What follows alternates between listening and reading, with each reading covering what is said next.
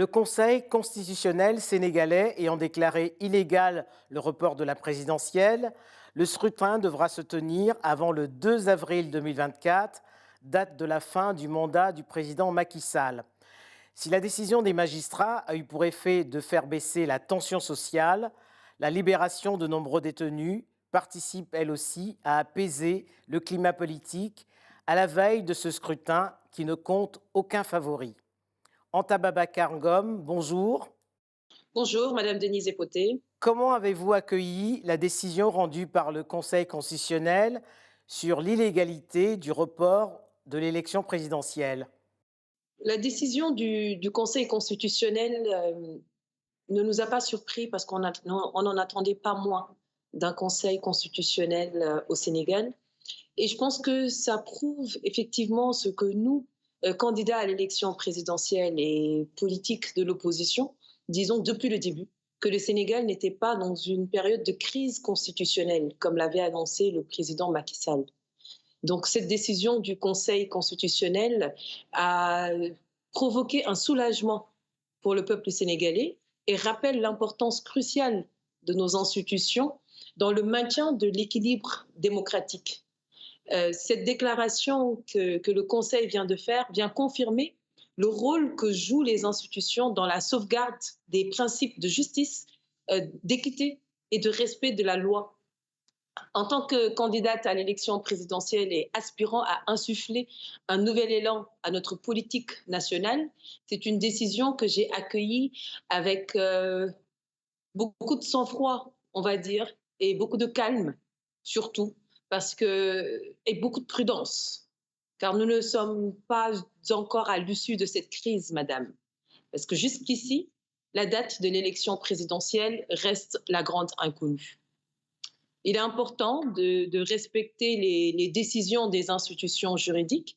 Il faut rappeler également, madame, que notre démocratie repose sur la participation active du peuple, sur la possibilité pour chaque citoyen de choisir le ou la prochaine présidente de la République du Sénégal à travers un processus électoral transparent et équitable.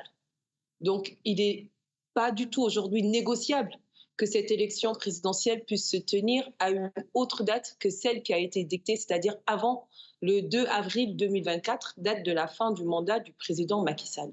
Alors, justement, pour respecter le calendrier électoral, qui est immuable depuis l'accession du Sénégal à l'indépendance, cette présidentielle, comme vous le rappeliez tantôt, devra se tenir avant le 2 avril, fin du mandat du président Macky Sall, ce qui veut dire que la durée de la campagne peut être réduite. Est-ce que c'est un compromis que vous acceptez?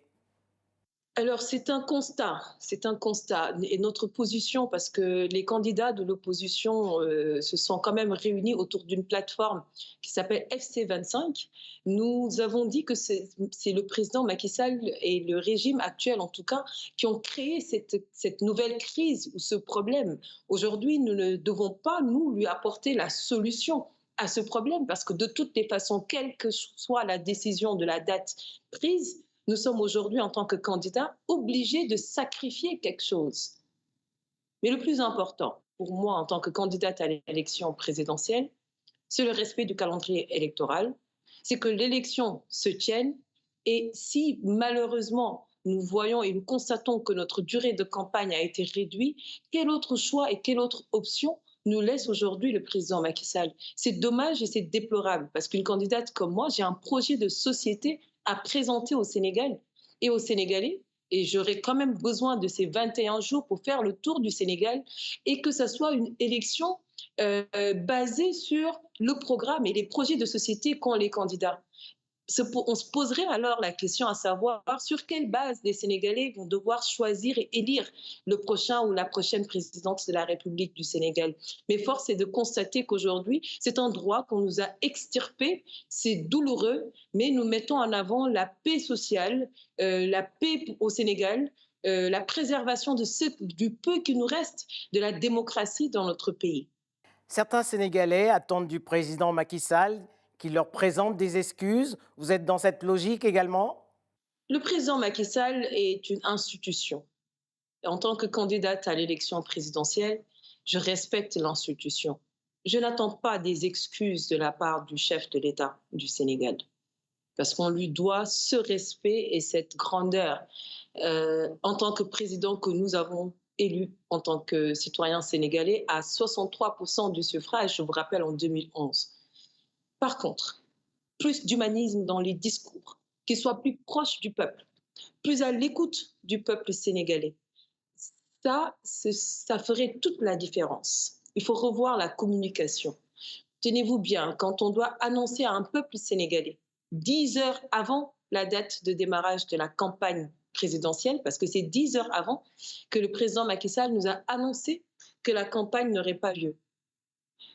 Je pense que dans son message de ce jour-là, il aurait quand même été important de partager au moins avec les Sénégalais un sentiment de désolement et face aux candidats qui se sont investis humainement, financièrement, face aux Sénégalais qui se sont organisés pour démarrer la campagne, je pense que ça aurait marqué une petite différence.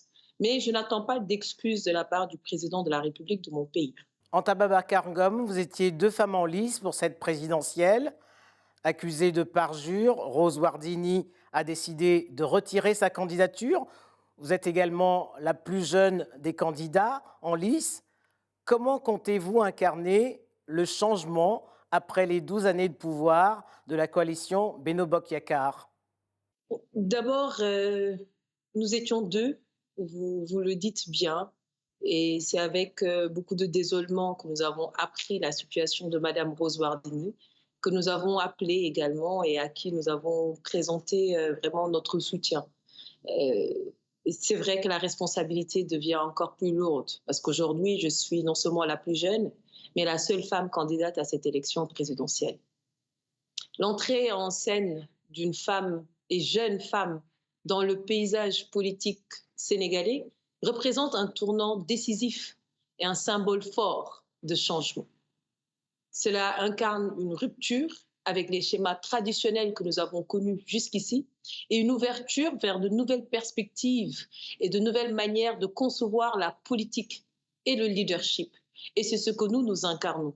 Je suis candidate à l'élection avec un mouvement, mon mouvement qui s'appelle l'Alternative pour la relève citoyenne. Donc la question de la relève générationnelle, la question de la relève du visage de la scène politique, ça c'est ce que nous incarnons. Mon parcours, les valeurs et les ambitions que nous avons pour le Sénégal sont l'expression d'une volonté de renouvellement, de modernisation et surtout d'équité. Donc, c'est vrai, en même temps, on incarne la jeunesse, on incarne le leadership féminin. Je souhaite démontrer, madame, que le changement n'est pas seulement une question de génération également ou de genre, mais aussi d'idées, de principes et de vision pour l'avenir. Donc, c'est en embrassant la diversité, en valorisant les compétences et le mérite et en encourageant l'innovation que nous pourrons adresser efficacement les défis auxquels notre pays, le Sénégal, est confronté et saisir les opportunités du XXIe siècle. Donc, naturellement, ma candidature est un appel à tous les Sénégalais et les Sénégalaises, donc en particulier les jeunes et les femmes, à s'engager activement dans la vie publique, dans la vie politique, à croire en leur capacité à faire la différence et à œuvrer ensemble pour un Sénégal plus juste, un Sénégal plus inclusif et un Sénégal plus prospère. Et c'est possible lors de cette élection présidentielle en 2024. Et quelles sont vos priorités, vos 3 principales priorités au plan national et au plan international? Alors, mon ambition, mes priorités pour le Sénégal, ma première priorité, c'est de voir mon pays s'épanouir comme une nation forte, une nation unie et prospère, où chaque citoyen a la possibilité de réaliser son plein potentiel dans la dignité et son plein potentiel dans le respect. Parce que je rêve d'un Sénégal où la justice sociale, l'équité économique et l'accès équitable aux opportunités sont de réels atouts et une réalité pour tous, sans distinction. Donc, je m'engage à travailler sans relâche pour promouvoir une gouvernance responsable, transparente et inclusive, qui place enfin les priorités des Sénégalais ou le peuple sénégalais au cœur de toutes les décisions. Des questions liées à l'agriculture, l'élevage, la pêche, la valorisation des ressources naturelles, l'artisanat, l'accès aux soins, le relèvement du niveau scolaire, la formation professionnelle. Et chaque opportunité sera saisie pour redonner à notre pays toutes ses lettres de noblesse. Je suis une capitaine d'industrie, donc l'industrialisation est au cœur de mon programme pour mon pays. Voilà. Mon ambition est également de voir notre jeunesse pleinement engagée, éduquée et préparée à relever les défis de demain. Et nos femmes pleinement intégrées et actives dans tous les secteurs de la vie nationale. Je souhaite contribuer à bâtir un Sénégal où l'innovation, la culture et les traditions se nourrissent mutuellement, créant ainsi une dynamique de développement durable et respectueux de notre environnement. L'ambition, en conclusion, c'est de voir le Sénégal rayonner, tant sur le continent africain qu'à l'échelle mondiale, comme un exemple de démocratie, un exemple de progrès et d'harmonie sociale. Anta Babacar Ngom, tous les observateurs s'accordent à dire que la présidentielle 2024 est totalement ouverte et pourrait réserver bien des surprises, car aucun candidat n'est favori. Femme dans un pays à l'islam confrérique, croyez-vous en vos chances?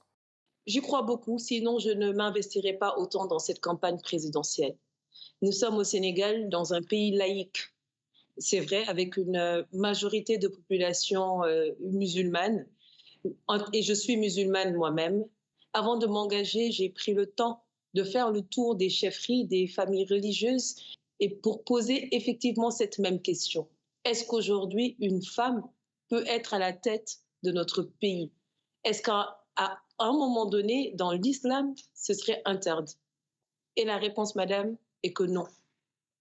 L'islam a accueilli et a vu la participation de plusieurs femmes et démontre beaucoup de respect pour la place de la femme. Et je pense que les Sénégalais l'ont compris parce que nous avons connu Sokhna Mame Diarra Bousso, qui est une femme pionnière dans la religion musulmane et qui a eu toute sa place et tout son mérite.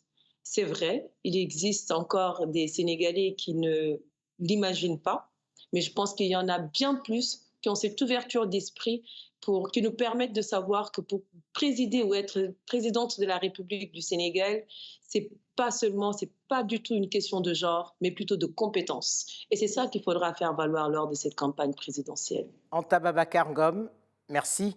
Je vous remercie.